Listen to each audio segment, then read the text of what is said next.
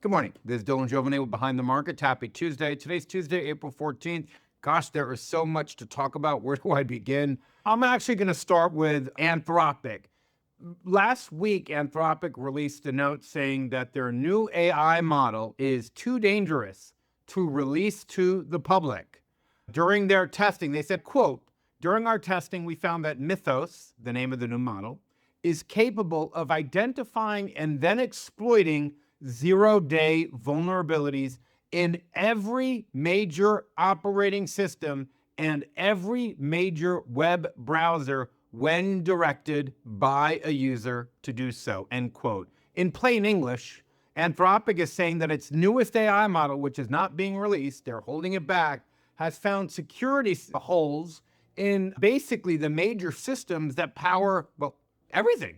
Computers, banks, stock exchange, everything. Apple, Microsoft, Bank of America. It's crazy, and you can't release a model like this because bad actors are going to use it to crash the stock exchange, steal money from banks, crash all of our iPhones, crash your computer. And again, what it says basically is that they found thousands of security vulnerabilities that were previously unknown to software developers. And some of these vulnerabilities date back more than 2 decades. And I always imagine Microsoft, for example, they build their core code. We use Office now. Maybe their code's built on top of other code, and on top of other code, and on top of other code. And there's some code, or banks. Banks have code that's built many decades ago and building on top of a lot of this code. You know what I mean?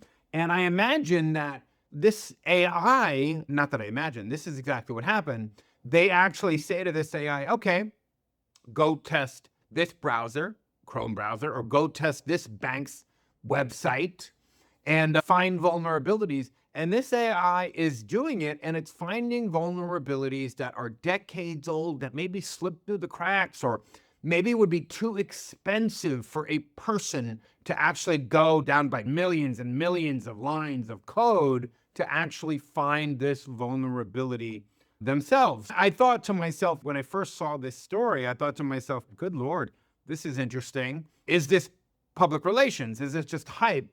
Because certainly you want to release a product, you want to beat ChatGPT in the AI race, you're going to say something like, oh, ours is so powerful, it could do this and that.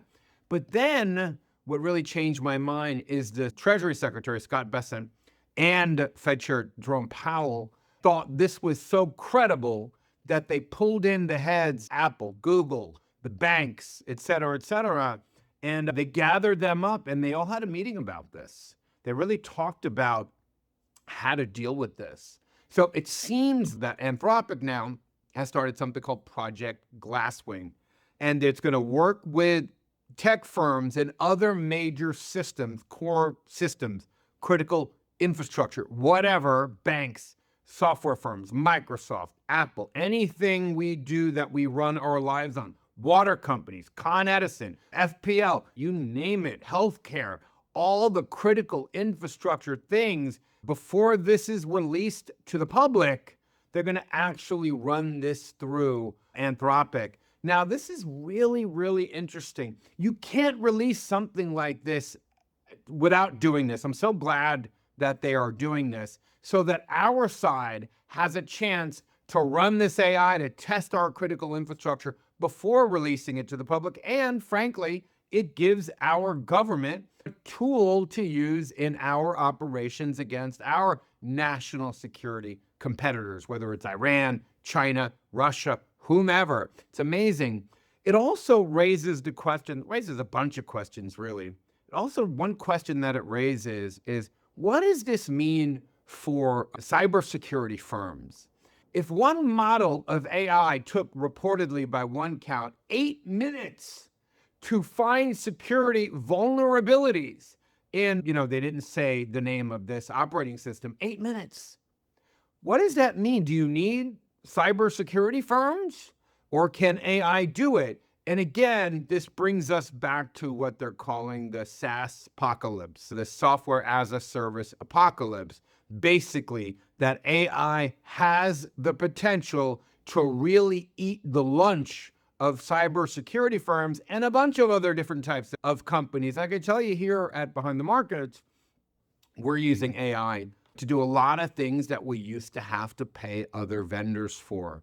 And these are great, good vendors. They filled a need, but we're finding that we can take, really shave costs off of our cost structure, our income statement, and really put it towards higher productive activities, which you're going to see, and you started to see in some of the tools that we've released to Alliance members. We have one released on helping folks generate income from their portfolio. We have another one coming out that's similar, but it lets you get income in a different angle.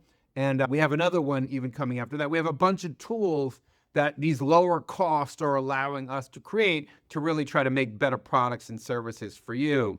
But I don't know, the SaaS apocalypse, the threat to actual traditional software firms is very, very real. Anyway, that is all I have for you today. Have a wonderful Tuesday. I will see you tomorrow.